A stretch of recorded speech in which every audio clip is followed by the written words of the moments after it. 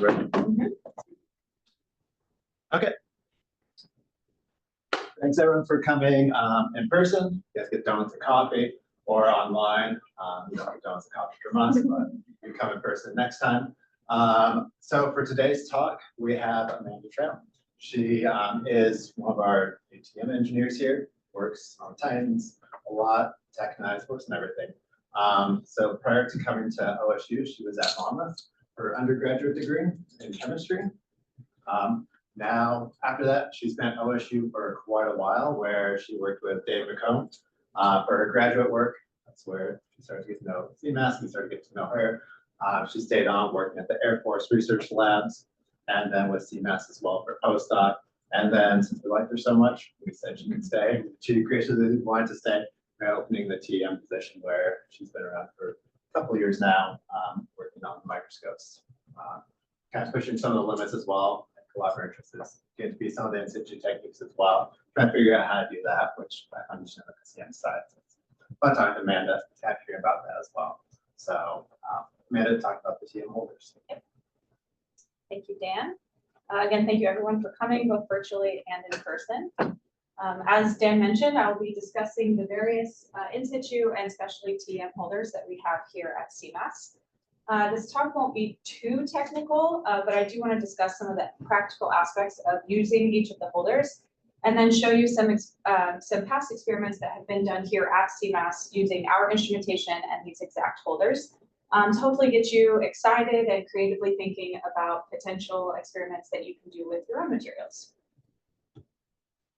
So Dan already gave a good about me, so I won't go into too much detail, but I will say that during my PhD, I worked on two-dimensional materials here with David McComb, and I was able to use a good amount of the holders that I'll be discussing today.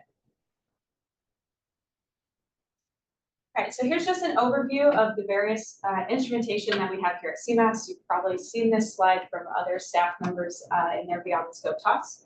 But I will just emphasize that we have all Thermo Fisher microscopes, so all of the holders that you'll be seeing today are compatible for Thermo Fisher microscopes. I'll be focusing on transmission electron microscopy, and primarily these four room temperature TMs here.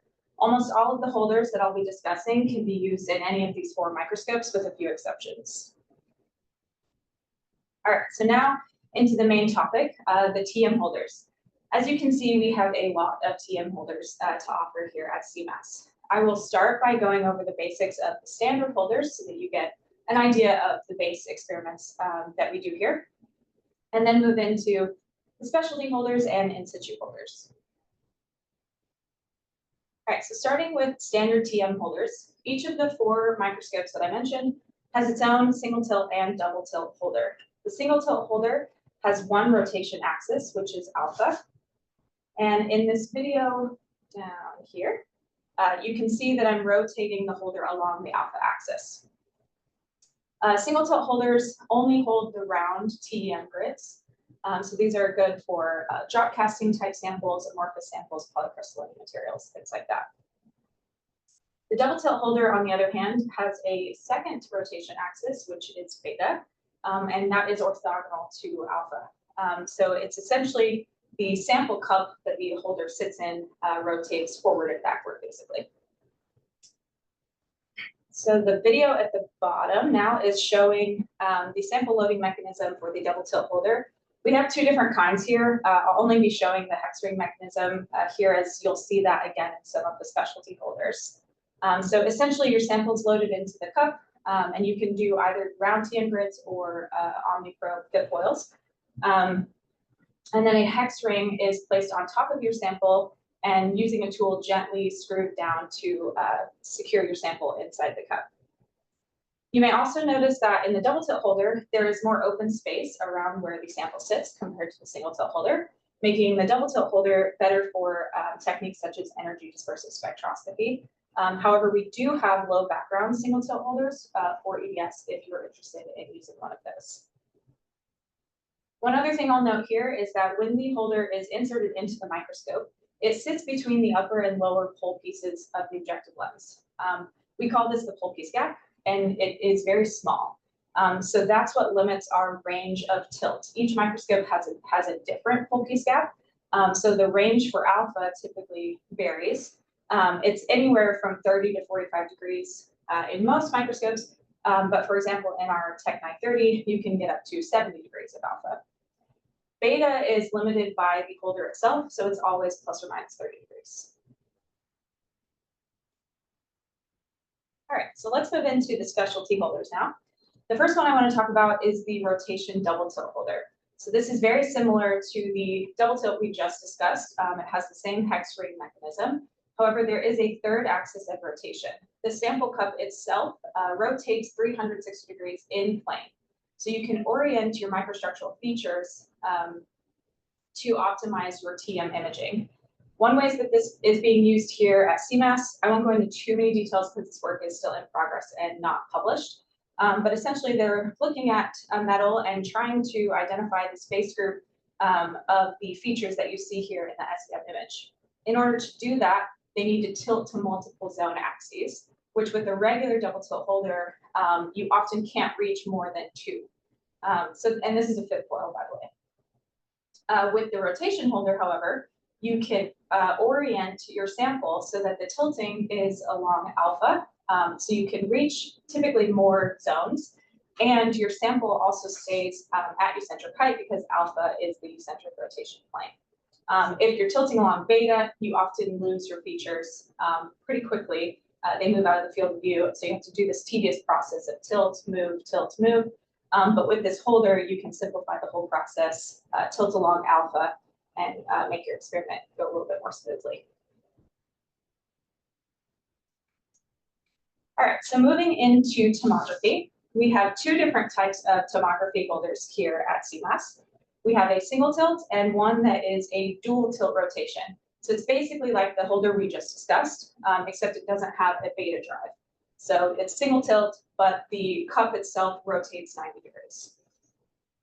Tomography is used to create 3D reconstructions of your sample. So essentially, your sample is tilted through a series, hopefully a large tilt range. That's ideal for tomography. And that is why the tomography holders are made with a very, very thin end so that it increases the alpha range that you can reach in the microscope. The loading mechanism is a little bit trickier. You can see here there's 2 screws with metal plates that have fingers on them that hold your sample in place. So you can only do round TM grids with these holders. Okay, so moving into the more in-situ type holders, I'll first discuss the cryo holders that we have here. We have 2 different kinds. We have a Gatan cryo transfer holder and a Gatan in-situ cooling holder. You can see in both holders that we have a liquid nitrogen dewar at the back end of the holders. So liquid nitrogen is added here. You can see that the sample rod extends into the dewar, and that is how the sample is cooled. So you add liquid nitrogen, the entire rod is cooled, and therefore your sample at the end as well. For the cryo transfer holder, you have this additional chamber, which also holds liquid nitrogen. So this holder is typically used for cryo-EM, where you're looking at frozen, hydrated specimens. So the samples are plunge frozen, loaded into the holder already cold, and then into the microscope. So everything is done already at liquid nitrogen temperatures. The in-situ holder, on the other hand, samples are loaded typically at room temperature and loaded into the microscope at room temperature. And then you can cool down while in the microscope to either view low temperature phase transitions in situ, or there's some other purposes which I will get to. But first, let's move back to the cryo transfer holder. There has been a lot of work done here with this holder. I won't go into too many details because that's not my area of expertise. But I've listed just one of the papers here, which Bing Dang was a part of. She has other papers as well that are published work using this holder. So if you're interested in that, you can find some more of her publications on the CEMAS publications page. The in-situ cooling holder, as I mentioned, can be used to observe in-situ processes in the cooling range, but you can also use this holder to reduce thermal vibrations in your specimen.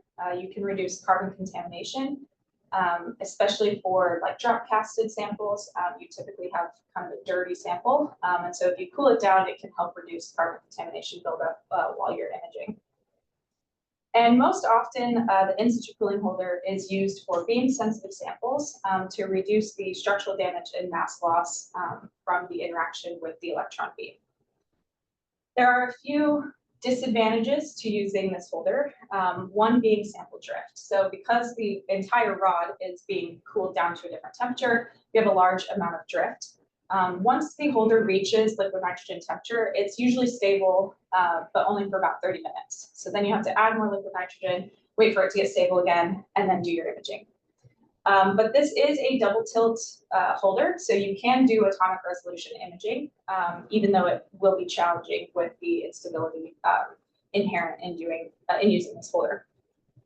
Another form of instability comes from bubbling of liquid nitrogen. So if you have liquid nitrogen right at the level of the holder inside the dewar, you'll get instability from the vibrations of the bubbling hitting the sample rod. And then aside from that, there's no precise temperature measurement, especially at your sample itself. So the temperature is measured from this control box here that's connected using a cord at the side of the dewar, but we have no measurement at the actual sample itself. This holder has been used for quite a bit of work here at CEMAS. So I'll go over a few examples. Starting with this block copolymer polycarbosilane project that I was able to work on during my postdoc with the Air Force Research Base. Essentially, we were looking at silicon carbide nanofiber formation in 3D printed pre-ceramic polymer blends. So basically, they have a very soft polymer gel that they 3D print into these stacked log formation. They cure it by heating it to a certain temperature. Some of the polymer is baked out, and you're left with silicon carbide of some morphology. They can engineer that. But for this particular sample, because of the 3D printing, the fibers, or the silicon carbide is forming nanofibers. And we wanted to know at what process in the curing process, the fibers are forming. So because it's a polymer blend, these samples are soft, and additionally, we were looking at the sample at different curing temperatures, and some of them were still soft enough that you could just cut them with a regular blade. So we use the in-situ cooling holder to help mitigate sample damage from the E-beam. So while I mentioned that the holder can be unstable, you can see here that I was able to still collect a pretty decent, relatively long EDS map, even with using the in-situ holder. So another work that was done by Robert Colby, Robert Williams, Brittany Ford, and David McComb here at CEMAS. They were looking at polymer functionality. So they were using the in-situ cooling holder and controlled dose experiments to study the bonding in various polymers by analyzing the carbon K edge using electron energy loss spectroscopy. So you can see in the polycarbonate example here, this is at room temperature, this is at liquid nitrogen temperature, and you can see there are some different features appearing in the liquid nitrogen data.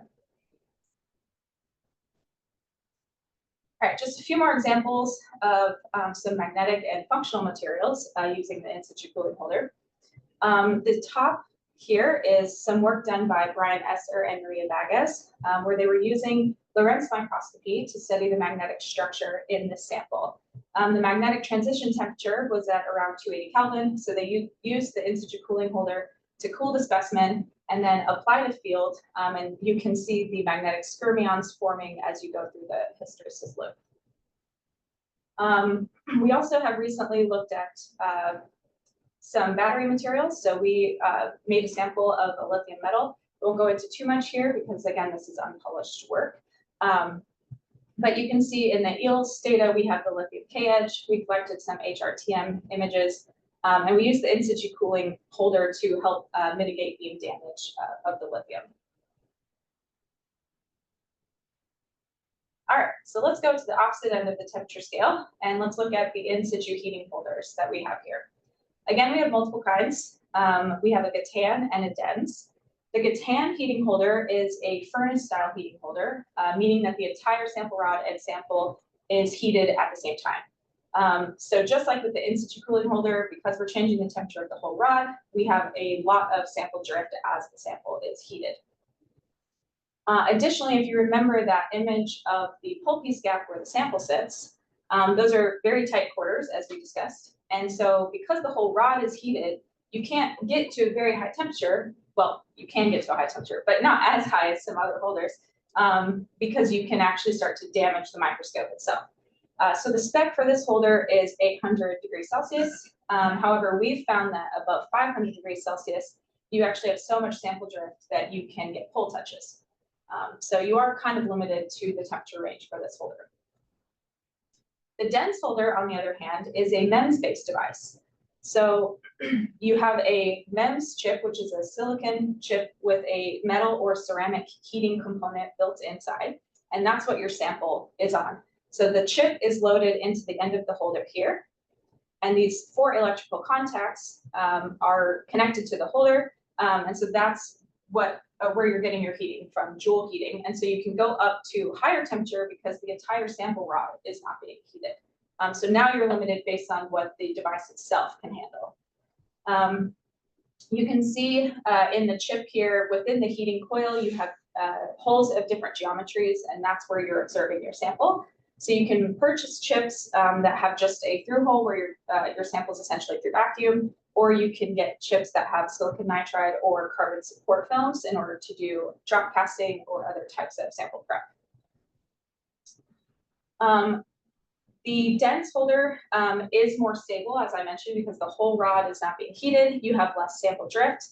You have more rapid heating and cooling, and better temperature homogeneity across the sample itself. However, there are some reasons why you might want to use the Gatan holder over the dense holder, and that would be that the Gatan is typically a cheaper cost because you don't have to purchase the chips. And usually the experiments are a little bit faster, so that can also help reduce your cost for your experiment. Additionally, the Gatan holder can operate as a double tilt holder. So you can align to whatever zone axis you need in order to do your atomic resolution imaging, whereas the dense does not have a beta drive. I don't have any data to show for the Gatan heating holder itself, but we have done some work here using this holder. People have used it to look at phase formation or transitions in metals. And an example of some work I did during my PhD is we used the holder to heat a two-dimensional material in order to remove the water molecules that were trapped between the van der Waals layers. So I don't have any data to show there, but just some example of experiments that you can do with this holder. The dense holder, on the other hand, I do have examples to show. So this data I'm showing here is from a paper by Mehrdad Abbasi, who's in Jin Wang's group. They were looking at amorphous TiO2, which can be used as a protective layer for silicon photoanodes. And they used the dense holder to heat the film to study the medium range ordering within the amorphous layer and also crystallization within the TiO2.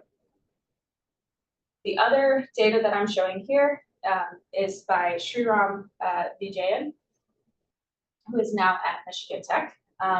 And in this study, they want to analyze materials that are affected by a larger thermal gradient. But as we just discussed, the MEMS chips are designed to not have a large thermal gradient. So they needed to figure out how they can look at their samples using this device. So they started by just identifying what the thermal gradient is within the as manufactured MEMS chips. And then they developed a method to increase the thermal gradient to their needs. So you can see they use the fib to essentially cut a hole in the silicon chip. And then they place their foil across the hole so that they have a high temperature end and a low temperature end. All right, so these are some really nice videos of some work that's been done at Lehigh University with people working in the lightweight, high entropy metallic alloy discovery program there. So this highlights a few different things, one being our remote capability. I'm not going to go into too much on this. There are other beyond the scope talks that go into a little bit more detail about this. But essentially, our microscopes can be run remotely. And in addition to that, we now have it set up so that the dense folder can also be run remotely. So aside from needing a staff member to load the sample itself and put it in the microscope, Lehigh can actually connect to the DENS holder remotely and the microscope and do their full in-situ experiment all in their own facility. So I'll go ahead and play this first video for you to see. Oh, maybe. There we go. This is of a second phase formation upon heating.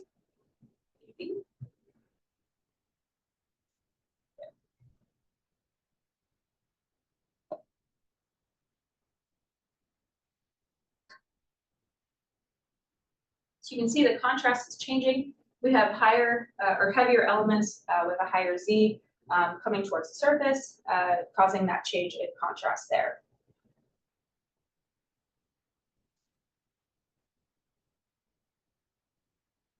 And then the second video is of material bridging the gap in a crack as it is heated.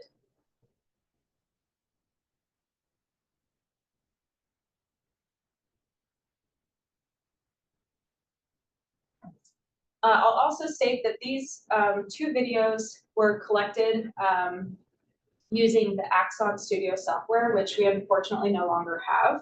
But if you're interested in doing in-situ work and working with a software like this, please let us know because we think the software is great and obviously it makes really nice videos. All right. Okay, so the last in-situ heating holder that I want to discuss is actually not just a heating holder, but a heating, biasing, and cooling holder. So this is the Henny Z, which I believe has been purchased by DENS, so it's now the DENS Lightning Arctic. So if you need more information on this holder, they have a brochure that you can download. And these images are from the brochure because we don't have any published data with this holder just yet. But this holder is similar to the DENS heating holder as it's a MEMS-based device. However, this holder does have a double tilt mechanism. So you can align to whatever crystallographic zone you need for your sample in order to do atomic resolution imaging. Because you have heating and cooling here, you can actually reach intermediate temperatures, and the stability is quite amazing based on their brochure. So you can see these images here are collected at temperatures that are in between liquid nitrogen and 0. So in the in-situ cooling holder that we showed, you're imaging at either room temperature or liquid nitrogen temperature. But here you can go to intermediate temperatures and have really nice stability. You can see these are atomic resolution images. Let me put my pointer back up here. You see these are atomic resolution images, and these are 1 second exposures. So it's pretty stable. In addition to that, you can also go up to the 1300 degrees C, like with the DENS heating holder.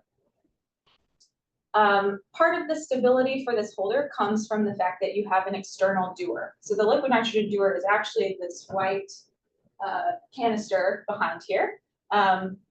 So you have these wires that are attached to the holder, and those are what sit in the liquid nitrogen. So you no longer have instability from the bubbling of the liquid nitrogen hitting your sample rod. As I mentioned, this is also a biasing holder, so it could be used for functional or functionalized or magnetic materials to do Lorentz stem or other techniques such as that. Okay, so let's now move into the vacuum transfer holder. This holder I've had the most experience with as I worked with quite a few air-sensitive samples during my PhD. This holder allows for transfer of air-sensitive samples from the glove box into the vacuum of the TEM without exposure to air. In addition to this, Dan Huber has also developed a transfer method for the glove box to the fib, fib foil to the glove box to the TEM vacuum. So we can do all of that air-free, which is really great for applications in battery or any other air-sensitive materials. Let me play this video again. Keep doing the pointer and then have to move it. Okay. So you can see the holder here. The tip of the holder actually retracts into the main part of the rod, and there's an O-ring at the end, and that's what's giving you your sealed off sample. So you can keep the sample in whatever environment it was in the glove box. And additionally, the outer tubing here, the protective tubing for the rod, can also have a vacuum hold on it, so a double layer of protection there. And in the past, when you were doing air sensitive experiments, it was basically a one shot. Once you analyze your sample, you take it out of the microscope, it's not good anymore, it's oxidized. But because of this holder and the outer casing, we can actually keep samples on the dry pumping station for about up to 3 weeks before we start to see signs of oxidation.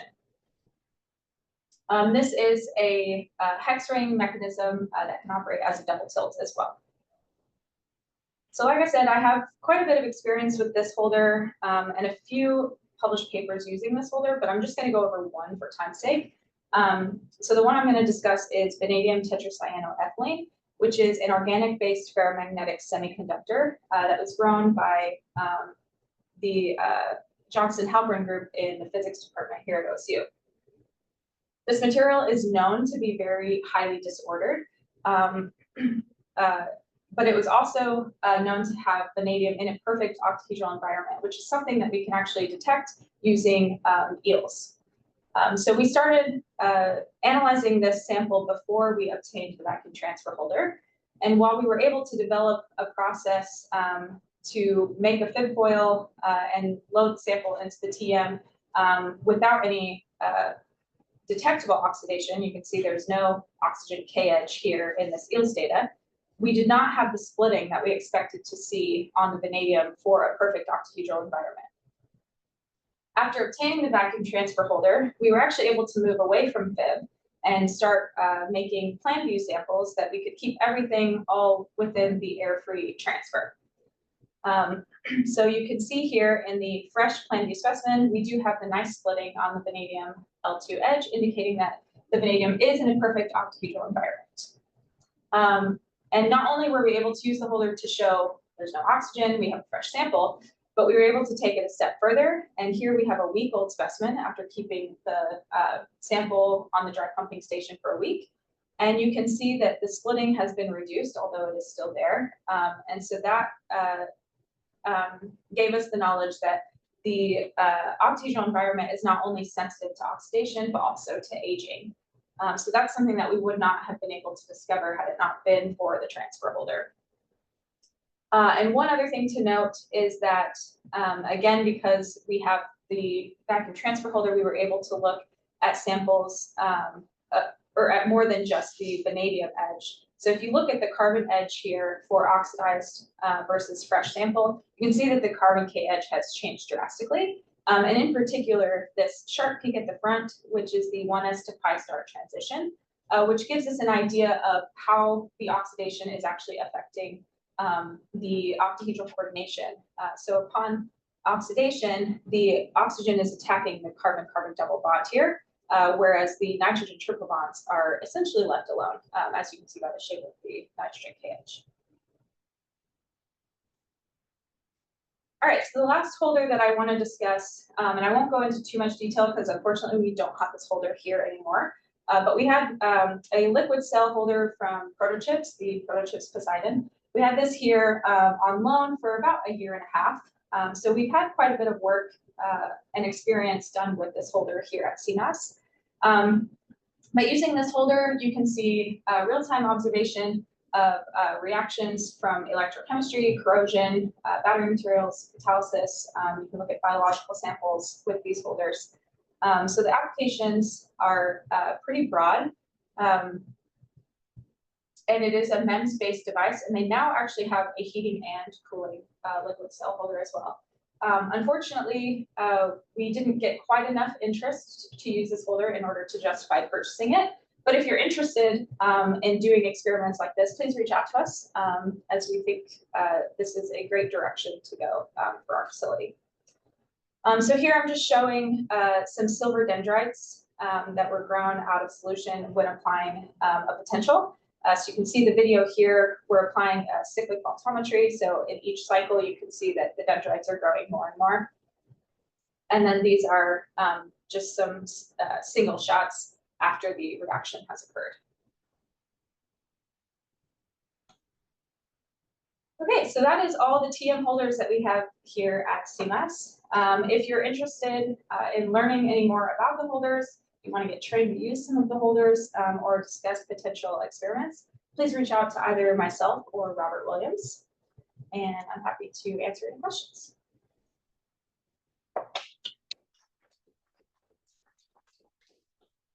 Thanks, Amanda, for the time. So if there's questions in the room or if there's any questions online, if you're online, you can type those in the chat or the Q&A as well.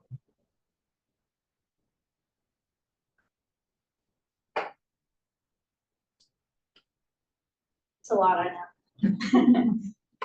Mentioned so a bunch of different holders. What are we missing here at CEMAS?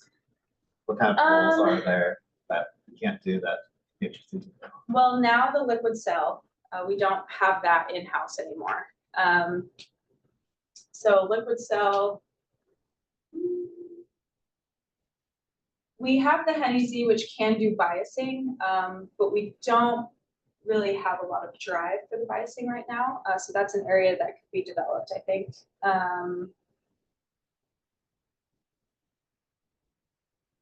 And I think gas experiments. We don't have anything that can do gas in-situ experiments. So. The one that can do it can do heating, cooling, and biasing. Yes. That a real pain. Seems like when you put that much stuff into it, it just gets to be complicated and difficult. Yeah, so in-situ experiments are definitely challenging. They are not something that you come and say, I need the sample analyzed. It's usually a multiple step process and can have a high fail rate. But the more you do it, the better you get at it. So the more experience you have, the better. This holder, I've not used this holder. I don't think very many people have used this holder here just yet, but there are some experiments in the works coming up. So hopefully we'll have some more information on the difficulty. Rob is going to help. Why am I blanking? Solve it. I think. So it's kind of solve this group. Once they're driving that experiment. Yeah. Do you want to add that? I think we got this after Sriram left. So. Yes. Some of the reactions sometimes takes quite a while to react. You sit in the microscope and there's drift and everything. Have you considered doing experiments where you do the reaction out of the microscope, put the holder in just to take the image, take it back out to the reaction? Yeah. So that is how a lot of work is still done, even here. And you're right, sample drift is a big issue. That's why I emphasized the Axon Studio program, because it actually has built-in drift correction. So that's why, let me go back to those heating holder experiments. Sometimes you're just interested in the snapshots of the certain temperatures. Yes, if you're just interested in the beginning and end, you can definitely just use one of the standard holders to do your experiment. But if you want to look more into the kinetics of the mechanism by which your end result is happening, then the in-situ can be really nice for that. Because I think in South Africa we had a sort of a glove box where you have the in-situ holder. Yeah. The reaction happens outside. Oh, I see what you're saying. And it's the same area, it's Yeah. everything, and then you just put it in the microscope, take the image, and then take it back out. Yeah. So that was actually one of the things that we learned with the liquid cell holder, because we didn't feel comfortable leaving the liquid cell holder in the microscope overnight.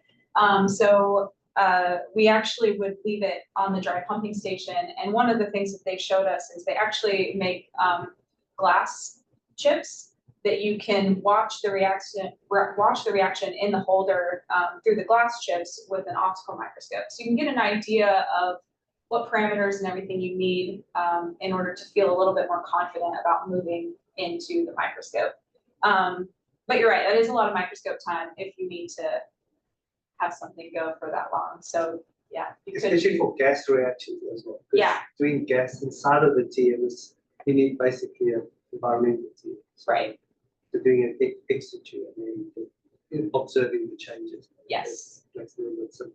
Yes, definitely an option. Yeah.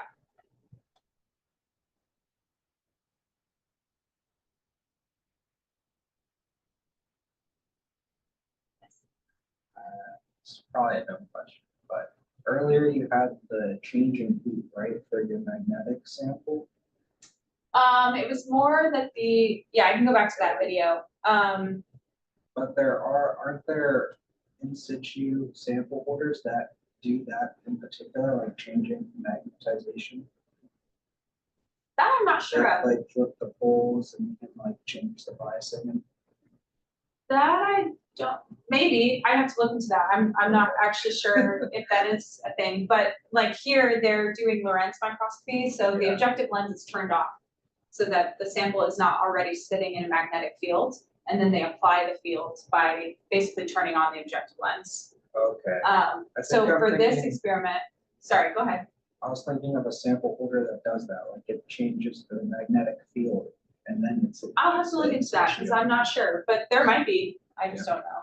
I But yeah, didn't know for if you had this, experience with those. I don't, no. For this sample, they were just cooling down to liquid nitrogen temperature because that's where they could see the magnetic structure that we're hoping to see. Okay, yeah. I have a question from online. Mhm. So they're asking, do you think it's possible to use the in situ liquid cell holder to study absorption layers of polymers dissolved in liquids on solid surfaces? Absorption layers in polymers dissolved in liquids. And so I think it's saying like absorption of like, if you have a dissolved polymer, and how Yeah. it's absorbing onto a surface, using liquid cell to do that, maybe changing concentration or something. Yeah. You could maybe describe how you It can do experiments in the liquid cell. It'd be Yeah, really helpful so- on that. And 'cause I know that you have to flow through stuff. I don't remember all the Yeah, details. so for the liquid cell holder, you can either run experiments statically or most often where you're flowing the liquid through the holder. So you can see here, these are the ports where the liquid is actually flowing through. I don't have a better image, I don't think. Oh, on the back side here, you can see these are the inlet and outlet ports on the back of the holder. So you assemble your cell, and then you can flow material through and either apply a potential, which then of course during the reaction you have gases forming, and so usually the cell dries out a bit, so you have to rerun liquid through. So it can be kind of tedious. But I think the major struggle we have had with the liquid cell is that when liquid is there, it's very thick. And so it's hard to get more than just imaging out of the sample. Often people will actually drive the reaction so that they form a gas bubble to help thin out the window and the liquid itself to do things like EDS or eels. And they have a lot of different chip designs to help reduce the chip or the window itself to help with some of that. So I think it would depend on how you plan to tell that, like what exactly are you expecting to see in the difference of the polymers. If you need to do eels or something like that in order to know whether or not something has absorbed, then that would be challenging in liquid, but people have done it. There's many publications of people doing eels with the liquid cell holders. So I think it would just depend on how you're actually going to identify the difference there. I need to know more. Yeah. So you mentioned glass and a lot of different substrates. What are the different substrates that you can put in there? Or limitations of the holder as far as what For this one? they're willing to put things through it. For this one, so all of the chips are silicon chips, except for the glass ones that you actually don't put in the microscope. Those are just to observe, because we don't actually know that the bulk experiment is directly correlated to our small volume in the holder. So they have the glass chips where you can get an idea of the potential you need, things like that for your smaller volume outside of the microscope, and then you can move into the microscope. So I think it's only the silicon and the glass for outside of the microscope. But they have a lot of different configurations. So they have different gaps, different windows, things like that. Well, thanks to you. Yes, there are lots of options. So So for like that experiment, what are the windows made out of? silicon nitride. Like, there's like those two sides and then your like thing is squished in between, Yes. right? Okay, Yeah. so the total thickness is how thick? So without liquid, it depends on your spacer gap, but it's not too bad. I think under a micron or maybe right out of micron. With liquid, I think they've said it can get up to like 8 microns. So it's quite thick. And it again depends on the configuration that you use. They have different setups to help try and lower that thickness, but it gets quite thick.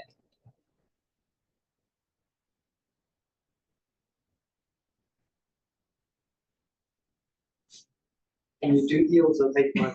Yeah. No, that's what I'm saying. We had to drive a bubble formation so that we could go through to thin it out basically and get very little liquid in there and then try to do EDS and eels. And even then it was challenging. There are people doing it, and these people are of course working with the holder far more often than we did when we had it on loan.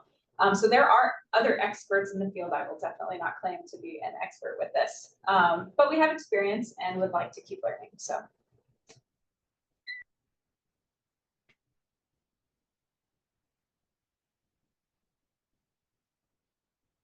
Want to say questions online? You guys have any questions? Samantha? You guys want some? Through your lunches. Do I exit out of this or out of the Zoom or do you? Yeah, you can exit.